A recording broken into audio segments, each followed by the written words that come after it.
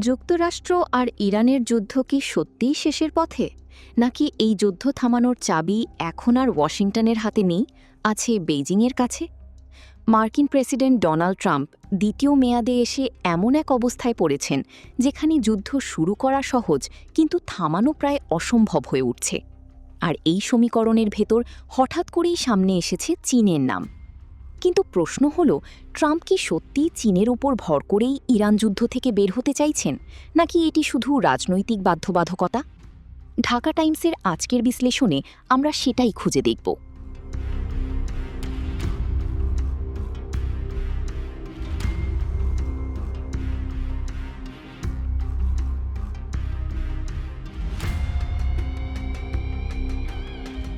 ট্রাম্পের সবচেয়ে বড় সমস্যা যুদ্ধ শুরু করা নয়, বরং যুদ্ধ শেষ করা।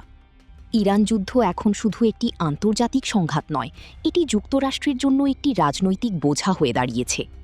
একদিকে জনগণের চাপ, আমেরিকার সাধারণ মানুষ দীর্ঘ যুদ্ধ নিয়ে ক্লান্ত, তারা আর নতুন করে সামরিক ব্যয় বা প্রাণহানির বোঝা নিতে চায় না।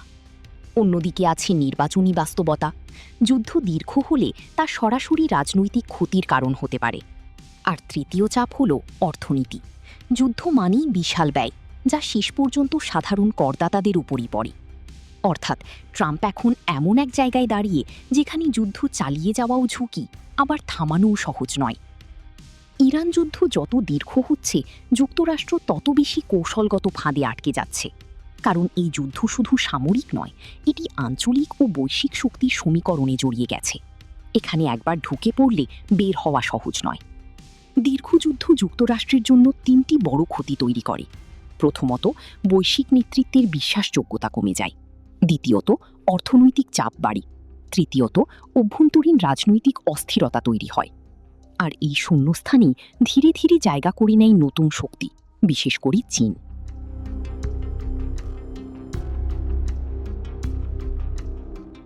চীন এখন আর শুধু একটি অর্থনৈতিক শক্তি নয়, বরং একটি কৌশলগত সিদ্ধান্ত প্রভাবক শক্তি।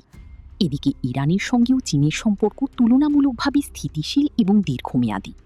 চীন সরাসরি চাপ প্রয়োগ করে না, বরং অর্থনীতি ও কূটনীতির মাধ্যমে প্রভাব বিস্তার করে। এই কারণে যুক্তরাষ্ট্র মনে করছে ইরান সংকটে চীন একটি মধ্যস্থতাকারীর ভূমিকা রাখতে পারে। কিন্তু সমস্যা হল, চীন কোনোভাবেই যুক্তরাষ্ট্রের ইচ্ছায় বা নির্দেশে কাজ করবে না। তারা শুধু নিজের স্বার্থ অনুযায়ী পদক্ষেপ নেয়।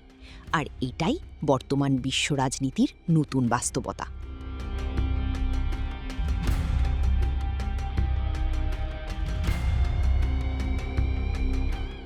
আজকের বাস্তবতায় চীনের হাতে কয়েকটি গুরুত্বপূর্ণ কৌশলগত সুবিধা আছে।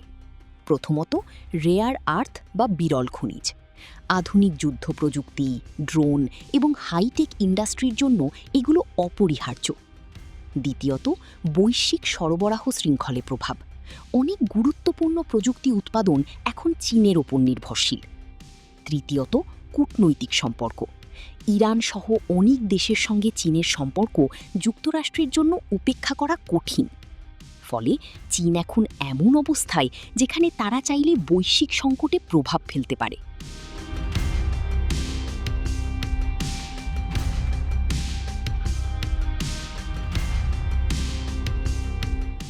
সব মিলিয়ে প্রশ্নটা এখন আর শুধু ইরান যুদ্ধ নিয়ে নয়, প্রশ্নটা হলো বিশ্ব রাজনীতির শক্তির ভারসাম্য কোথায় যাচ্ছে। ট্রাম্প কি সত্যিই চীনের সাহায্য ছাড়া এই যুদ্ধ থেকে বের হতে পারবেন, নাকি বাস্তবতা হলো আজকের বিশ্বে কোনো সংকটই আর একক শক্তির হাতে সমাধানযোগ্য নয়? একসময় যুক্তরাষ্ট্র ছিল সিদ্ধান্তের কেন্দ্র, আজ সেই কেন্দ্র ধীরে ধীরে ভাগ হয়ে যাচ্ছে। আর সেই পরিবর্তনের মাঝেই সবচেয়ে বড় প্রশ্নটা রয়ে যাচ্ছে, চীন কি এখন শুধু অংশগ্রহণকারী নাকি আসল গেম চেঞ্জার?